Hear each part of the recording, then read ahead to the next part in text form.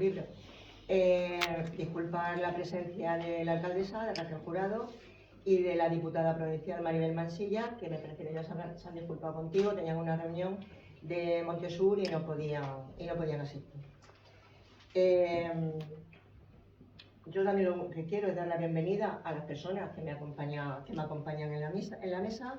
Jesús Manuel Ruiz del Valle, que me parece que es alcalde de Argamasilla de Calatrava, diputado provincial también. Gracias por venir a nuestro pueblo y encantada de recibirte. Y bueno, y a Luis Mansilla Plaza, que yo creo que todos le conocéis, profesor de la Escuela Universitaria Minera Industrial de Almagro. Y como no, al que nos tiene aquí hoy en este acto, que a Rafael Mata. Yo la verdad es que para mí todos los actos que se hacen culturales aquí en esta casa, en la Casa Municipal de Cultura, me llenan de satisfacción. Pero uno de los que más me llenan de satisfacción es precisamente el acto que tenemos hoy, la presentación de un libro.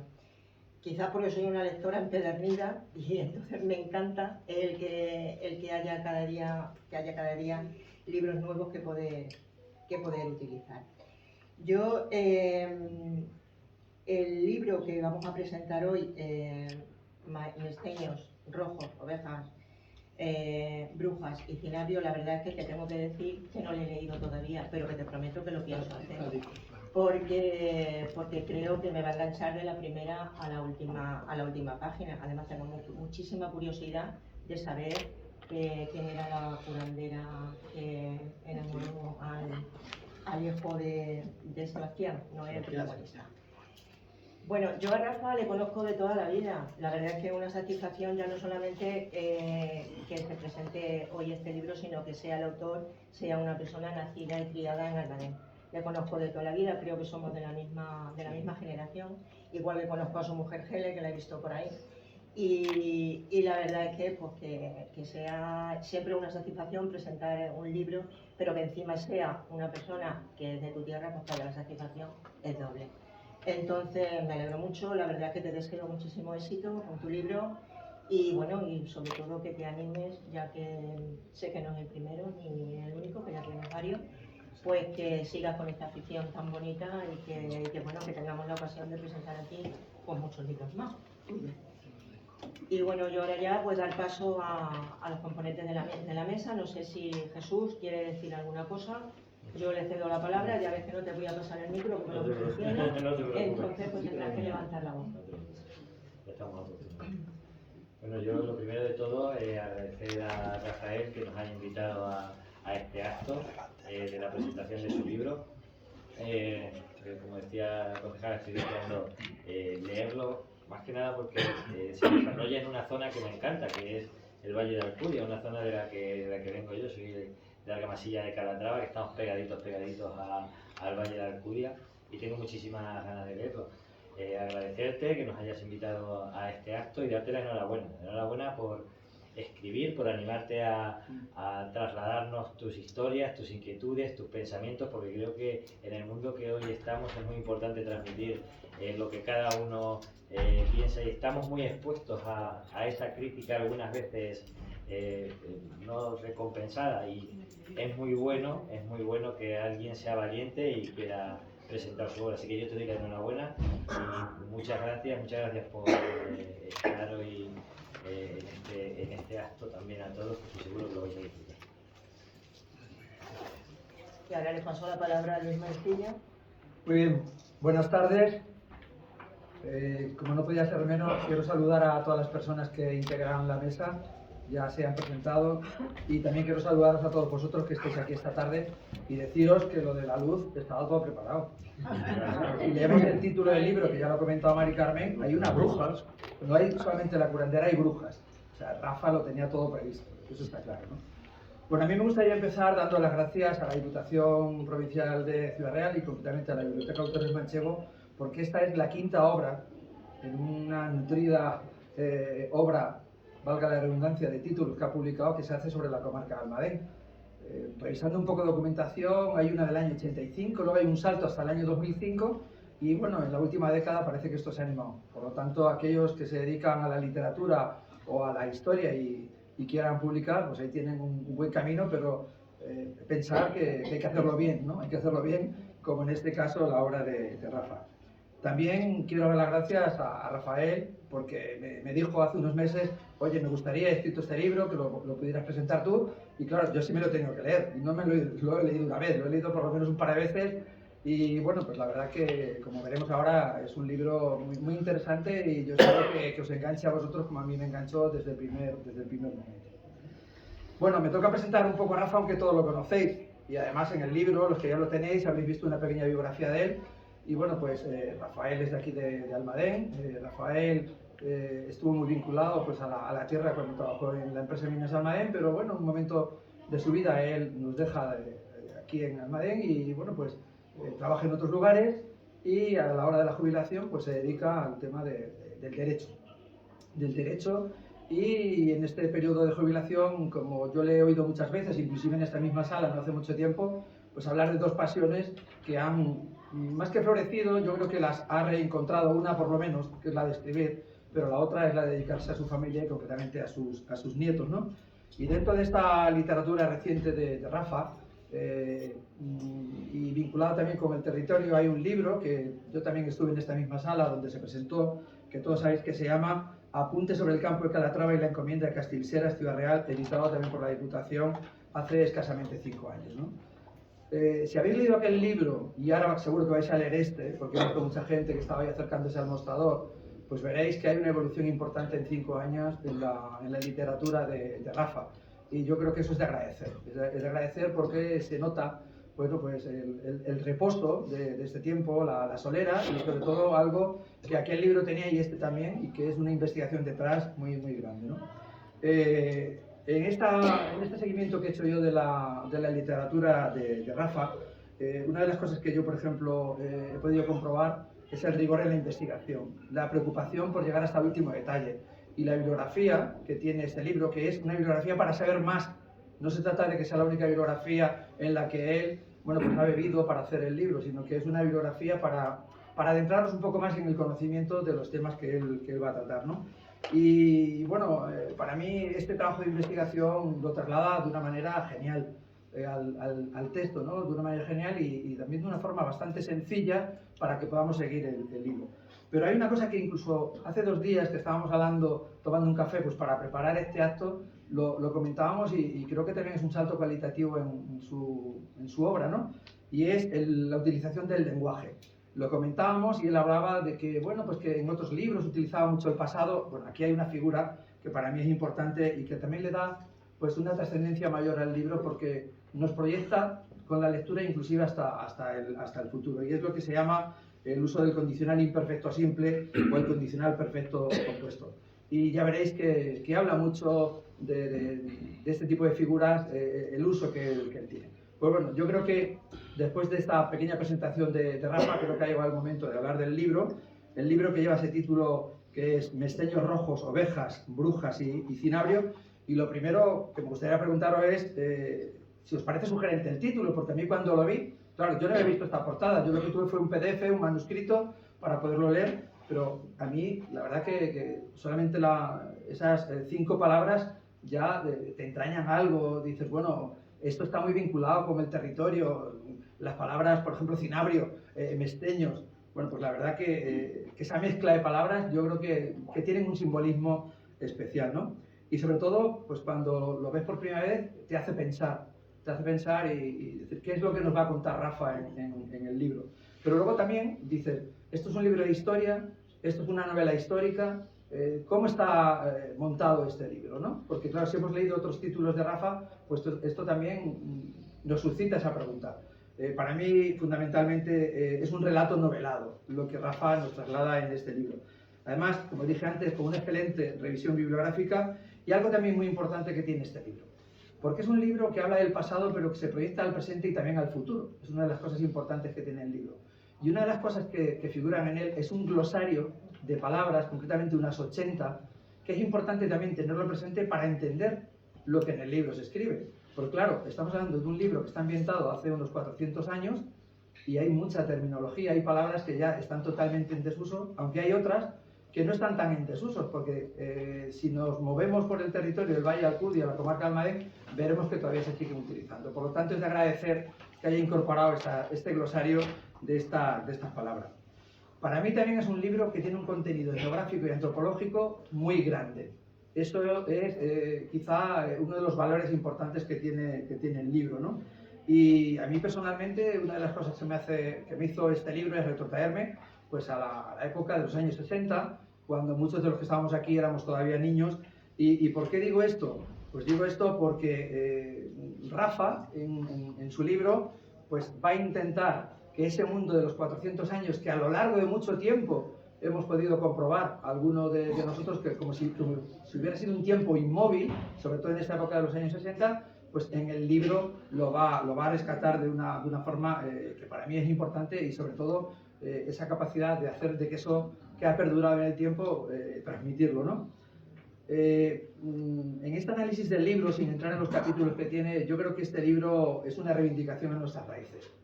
Y esto en los tiempos que corren creo que es importante, ¿no? Es una reivindicación aparte de nuestra identidad, porque los que vivimos aquí en Almadén siempre, bueno, pues pensando en el ámbito minero, pero no podemos olvidarnos de otros ámbitos que están aquí, y es el ámbito del mundo rural, ese ámbito de la identidad rural que tenemos aquí, bueno, pues es importante, ¿no? Y me gustaría aprovechar también este momento, esta tribuna, pues, para reivindicar lo que es la cultura popular y felicitar, aunque no sé si habrá alguna persona aquí de Aramillo, pues por ese acierto que ha tenido el Ayuntamiento de Aramillo este año de organizar esa feria, esa primera feria de la transhumancia, que como todos sabéis se celebró a finales del mes de abril. Pero bueno, vamos al grano, y seguro que más de uno de los presentes se podrá preguntar: ¿con el título del libro es suficiente para imaginarnos de qué va este? ¿En qué época se desarrolla? Aunque yo he comentado un poco de qué va esto. ¿Cuántos personajes hay? Porque claro, hemos hablado de un relato novelado. ¿Hay intriga? Bueno, solamente mencionar la palabra, como ya dijo Mari Carmen, de curanderos, brujas, una chica que enamora al hijo del personaje principal. Bueno, pues seguro que lo hay, eso segurísimo, porque si no, no sería ese relato novelado. Pero para mí hay dos personajes principales en este libro. Uno es Sebastián San Pedro, es un joven mayoral de las tierras de Castilla la Vieja, como decían antiguamente, Castilla León, de Soria concretamente, que sobre él va a recaer prácticamente toda la trama de este relato novelado. Sebastián nos va a llevar lo mismo al norte que al sur, nos va a llevar a la Mesta, nos va a llevar a las rutas del Mercurio, nos va a llevar al Almadén, pero sobre todo, bueno, pues por ese afán que tiene este personaje de cambiar su vida en un momento importante de la historia de España, y además guiado por algo que se ve nada más empezar a leer el libro, es el ingenio que tiene este hombre, y sobre todo la ambición pues por prosperar, por conocer otros mundos y por emprender negocios que en aquel momento estaban, digamos, en un desarrollo importante, pero que él los ve con una claridad meridiana, ¿no? Y el otro personaje del libro no es un personaje, son muchos personajes, y para mí ese personaje es fundamentalmente el lugar, el sitio y la época en la que se desarrolla este libro, concretamente finales del siglo XVII, bajo el reinado de Carlos II, que como todos sabéis se le conocía con el nombre del hechizado, ese rey que no tuvo hijos y que montó un follón en nuestro país que dio lugar pues, a la guerra de secesión, que vino después con la presencia ya de Felipe V, los Borbones, etcétera, etcétera. Entonces, bueno, creo que ya nos vamos situando donde estamos, este momento, y vamos al libro. El libro tiene 9 capítulos y un epílogo que es, para mí, impactante desde el punto de vista que intenta descubrir parte final de lo que va esto, pero lo deja ahí abierto, ¿no? Y para eso están los epílogos. Pero yo no voy a hablar de los 9 capítulos del libro. Yo lo que voy a hablar con vosotros es de cómo estructurar este libro, aunque está en capítulos. Para mí, el libro está estructurado en 5 momentos. 5 momentos clave donde están los diferentes capítulos. El primer momento es el de la transhumancia. El momento de la transhumancia. Y bueno, pues me gustaría recordar con todos vosotros una canción que seguro muchos habréis cantado o habréis oído a vuestros abuelos cuando éramos pequeños, que decía: ya se van los pastores para Extremadura, ya se queda la sierra triste y oscura, ya se van los pastores, ya se van marchando, ya se queda la sierra triste y llorando. quiénes eran estos pastores y por qué hacían tantos kilómetros para ir a buscar los mejores pastos para sus ovejas. ¿De dónde venían? Pues les animo a leer los 3 primeros capítulos donde descubrirán o redescubrirán los caminos de la mezcla, escrito de forma magistral por Rafa, o lo que comían y cómo guisaban sus calderetas, esas que todos hacemos en primavera, recordar esa caldereta que muchos seguimos haciendo el domingo de resurrección. Y además, con un detalle, que aquí en Almadén cada familia tiene su truco para hacer la caldereta y nadie se lo dice a los demás. Pero sin embargo aquí una de las cosas que van a poder ver es una auténtica caldereta de pastor. Pero además, leyendo el libro, es que casi la van a poder comer, porque la descripción es tan exhaustiva que los que vivimos estos momentos, pues parece que estamos allí viendo cómo cuece esta carne. Entonces, nuestro autor, Rafa, nos va a transportar a hasta el guiso mismo, ¿no? Además, en este momento de la transhumancia, otro de los destellos importantes que tiene el libro es el de los juegos populares. Algunos de ellos, como el arrimapalo o el tiragarrote, que han llegado prácticamente casi hasta nuestros días.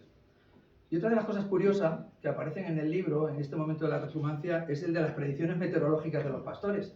Y me van a permitir que lea pues, un pequeño párrafo en el que habla de este aspecto de la meteorología, que hoy en día tenemos también tan de moda. Y dice así: los pastores eran capaces de leer el lenguaje corporal de los animales, incluso algunos aventuraban las dotes de predicción meteorológica de las ovejas. Si por la mañana la oveja andaba un poco y luego se quedaba parada, era síntoma de lluvia. Y si la oveja, metida en la red, se sacudía, agua más segura todavía. Bueno, yo creo que el refranero popular, habrá que preguntar a esos pastores si esto sigue prodigándose en el momento actual. Bueno, pues como veis, es una auténtica para mí frescura descubrir este mundo y sobre todo lo que conlleva aparejado. La transmisión del conocimiento de padres a hijos y el papel que todos los hombres jugaban en el mundo de la ganadería. La cría, el esquileo, los lavaderos de la lana, el tratamiento de las pieles. Pero permítanme que haga un salto y deje para Sebastián, nuestro protagonista, con su forma de ver la vida, el que les enseñe este mundo de la transhumancia. El segundo momento del libro es el de la minería metálica en el Valle de Alcudia.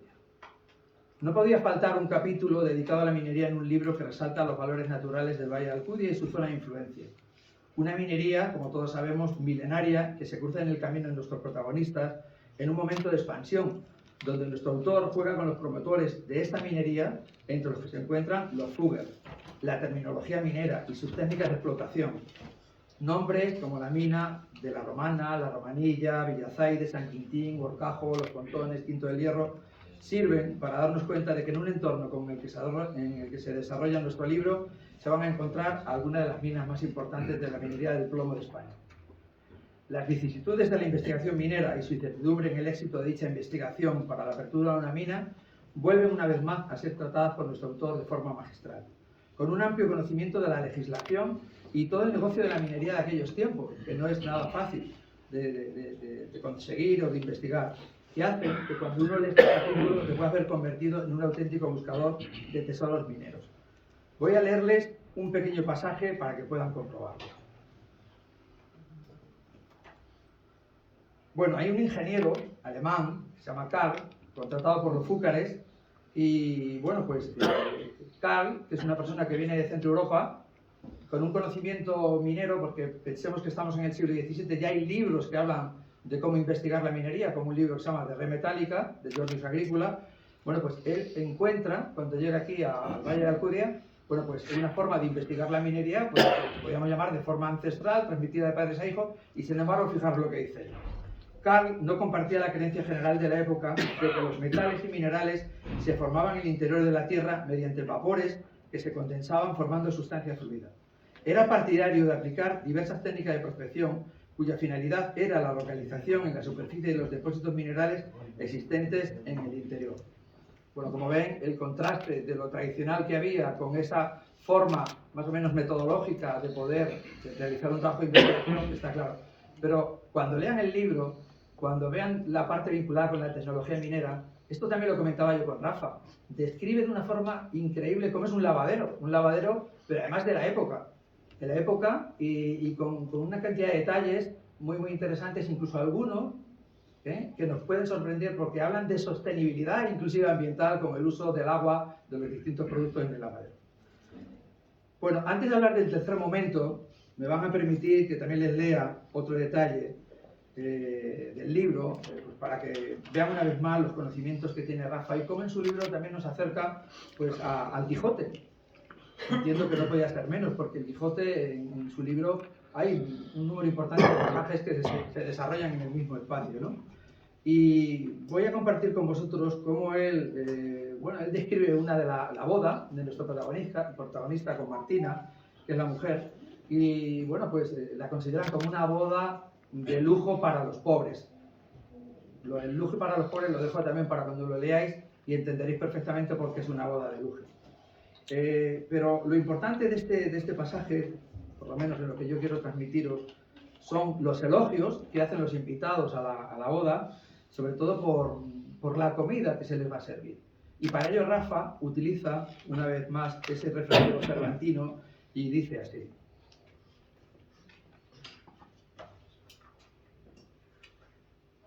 Un segundito, que lo vamos a leer.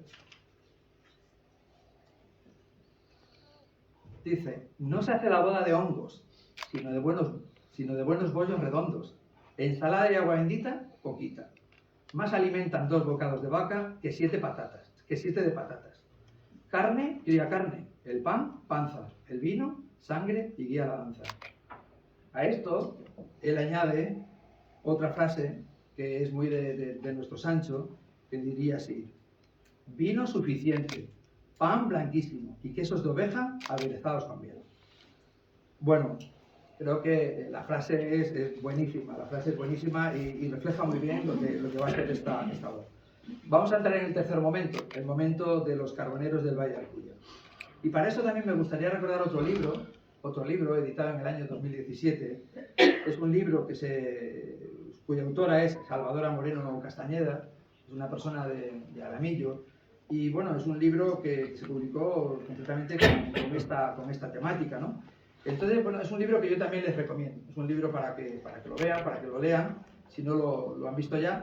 Pero antes de que lo hagan, hay que leerse el capítulo de Rafa, de los carboneros. Hay que leérselo porque es otro documento de vida, es otro documento para mí muy, muy interesante. Porque una de las cosas que vamos a ver en esta parte del libro de Rafa es descubrir un mundo de lucha, de brega, de cómo se hacía aquel carbón de encina, de cómo se encendían las carboneras, los problemas que había, el estar tantas horas allí en un chozo que se hacía para estar controlando, para que no se les pasara el carbón. Pues de tal manera que yo, por ejemplo, cuando leía este pasaje del libro, pues me recordaba algo que yo de niño he vivido, como muchos de vosotros. ¿Quién de aquí no ha oído o no ha comprado, no ha ido a hacer picón o ha comprado picón para calentarse? Bueno, pues salvando las distancias, porque estamos hablando del carbón de encina, pues son momentos los que se viven en el libro muy parecidos, ¿no? Bueno, vamos al cuarto momento, que yo creo que es otro importante, el mundo del transporte a través de las carretas de bueyes. ¿Alguno de vosotros se habrá preguntado por qué tenemos esta carreta aquí? Pues porque hay un pasaje importante dedicado a las carretas. Y cuando leí este capítulo me acordé de una persona, un buen amigo, muy entrañable, que cuando leas su nombre seguro que os sonará, es Tomás Avilero Sánchez Hermosillo. Tomás Avilero era una persona muy conocedora de lo que es la etnografía de aquí de Almadén, y esto que estamos viendo aquí es una carreta que él hizo para el museo que nosotros tenemos en la escuela. Y bueno, pues lo hizo un poco en homenaje a esos miles de hombres que durante cientos de años hicieron ese transporte del mercurio hasta Sevilla y también el transporte del cinabrio pues hasta los hornos. Y bueno, pues lo hemos traído aquí pues, no solamente para aderezar la mesa, sino también, bueno, pues un poquito de homenaje, ¿no? Bueno, pues si los relatos de los capítulos anteriores son estupendos, aquí para mí Rafa le va a poner el resto. ¿Por qué le pone el resto? Pues porque está en su territorio que conoce muy bien. Además, lo ha investigado a sabienda de que muchos de sus lectores son de esta tierra, y una vez más su descripción de cómo es el Almadén y sus minas de la época, que tanto sorprenden a Sebastián y a su hijo cuando visitan por primera vez Almadén, es digno de mencionar. Como botón, una muestra más.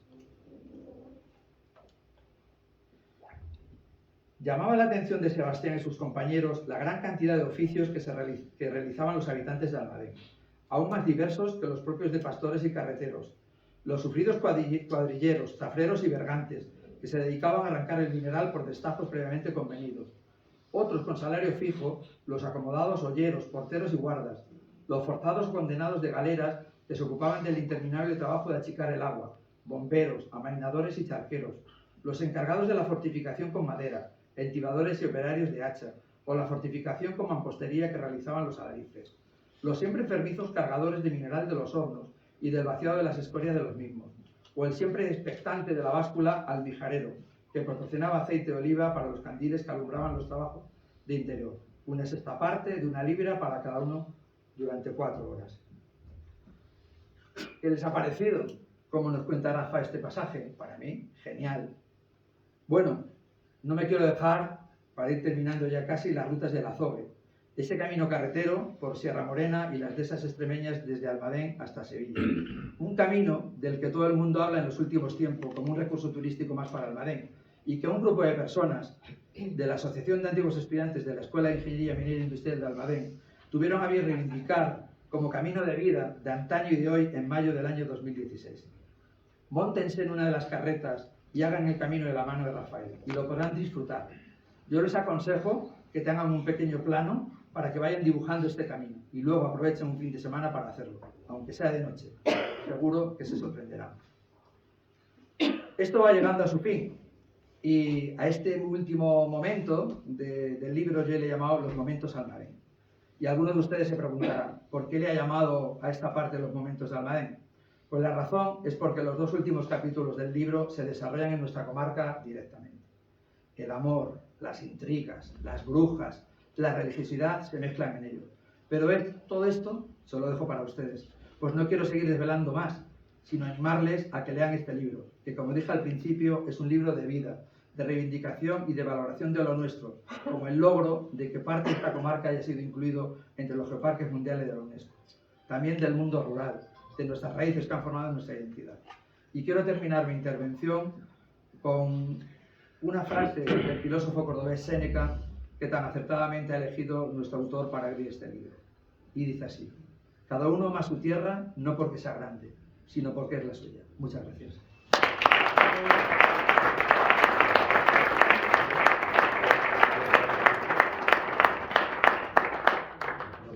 Pues muchas gracias, Luis. Un poquito de cine se lo ha hecho, Creo que pasamos la palabra pues, al autor del libro, Rafa. Gracias a todos. Después de la exposición de Luis, lo que quiero decir aquí es chimpún. Ya. Gracias. Es que me he leído el libro un par de veces. Quiero agradecerle a todos que hayan perdido su tiempo acompañándonos esta tarde, a Luis, a Mari Carmen, al concejal de Remasilla, al alcalde de Remasilla, perdón, que olvidé ya su nombre, Jesús. Y en especial a alguna persona de la que está aquí que me gustaría resaltar. Mi hermana Paulina, que ha tenido oportunidad de venir a acompañarme, mi mujer, que es mi fiel correctora, y mi becario, Mancebo, que también está hoy con nosotros. Miréis, resulta de lo que decía Luis, el libro es mucho más simple que todo eso que le he contado. El libro nace de rutas de senderismo por el Valle de Azul.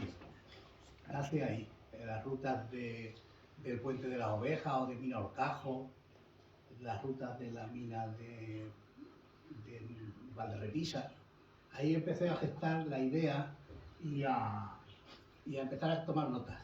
Mi costumbre siempre es la misma, empiezo a tomar notas sin saber qué carajo voy a escribir y después, cuando ya no sé qué hacer con ellas, intento juntarlas.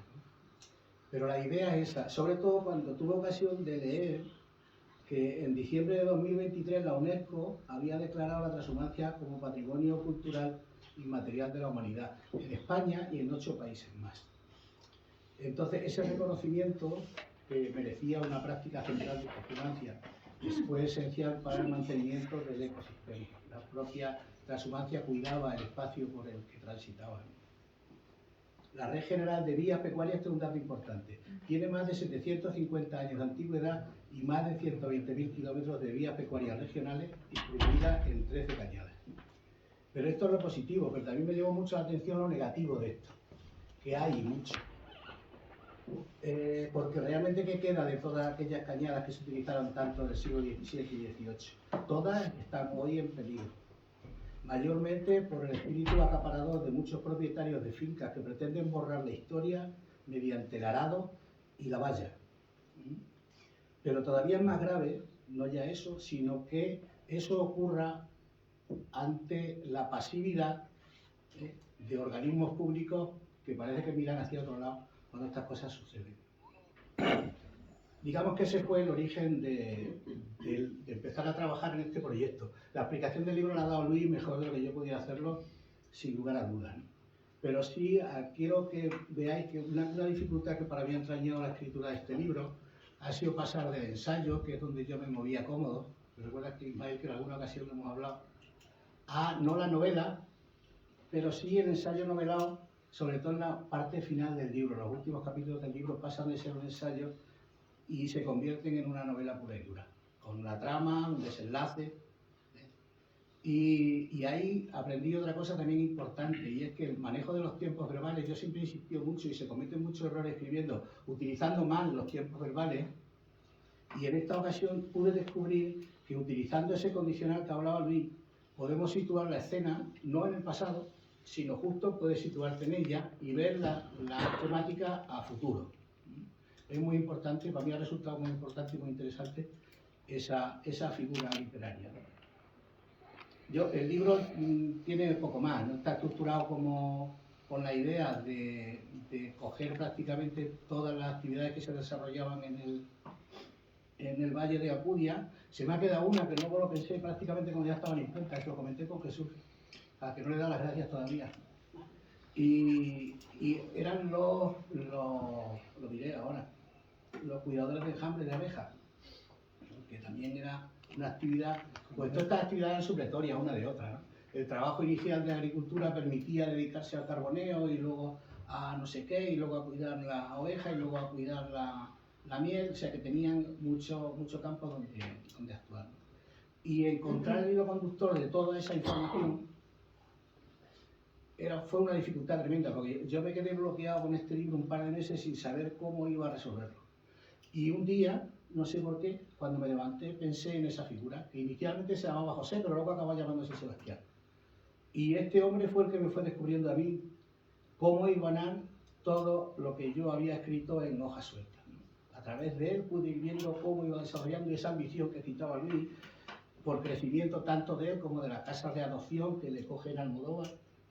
Entonces él iba descubriendo negocios nuevos, participaba en ellos de la mano de uno, de otro, y al final consiguió que esa casa de adopción se convirtiera en una de los industriales con más representación. Tened en cuenta que esto no es una novela, no es historia. Esas figuras tienen, digamos, que soporte histórico, pero son figuras de novela, ¿eh?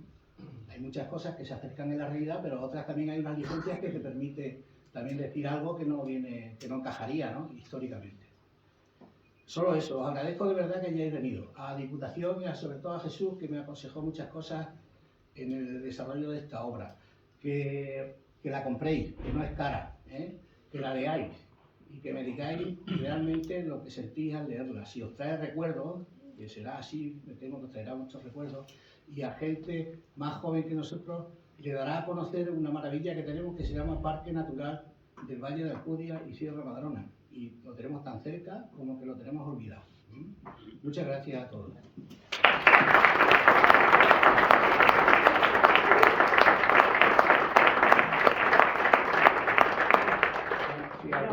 Muchas gracias a todos por asistir, y yo creo que va a estar dispuesto a firmar todos los libros que le traigan. Si alguna pregunta os queda, que tengáis interés en algo especial y yo soy capaz de contestarla, o veis, o cualquiera de los que estamos aquí, que no se vaya nadie con la pregunta.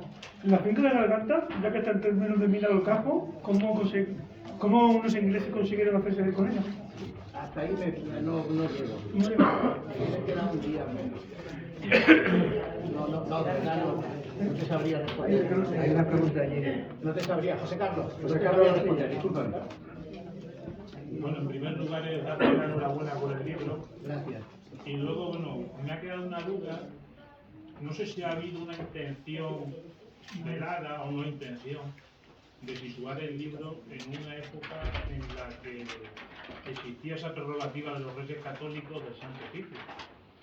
Aquello, como yo decía, bueno, yo digo, los feriantes que iban de pueblo en pueblo con su falla de ceremonial.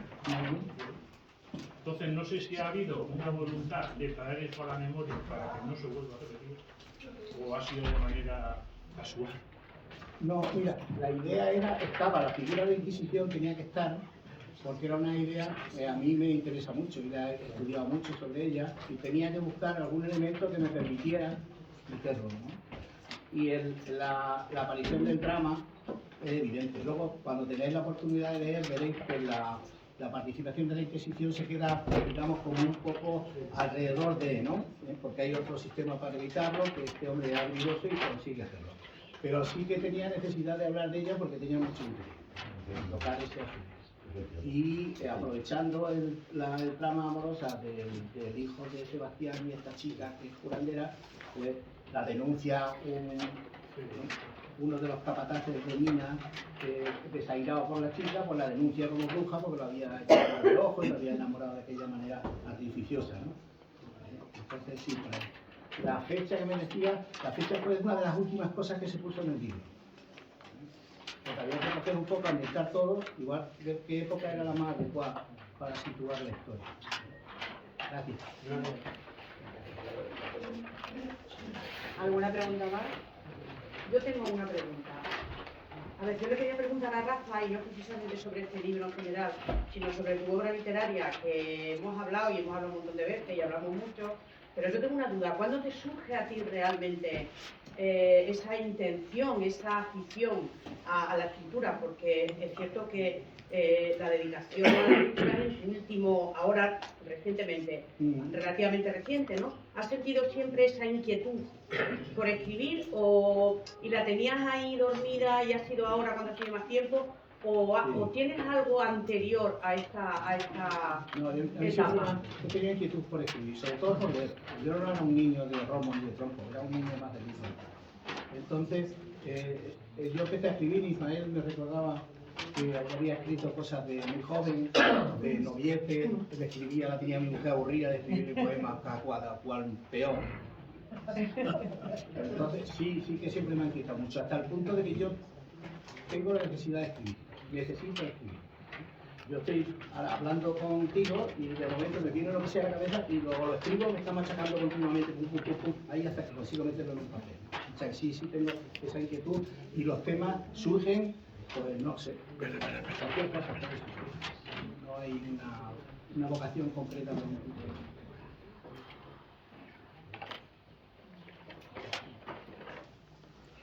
¿Alguna más? Muy bien. Pues gracias a todos. Muchas gracias a todos.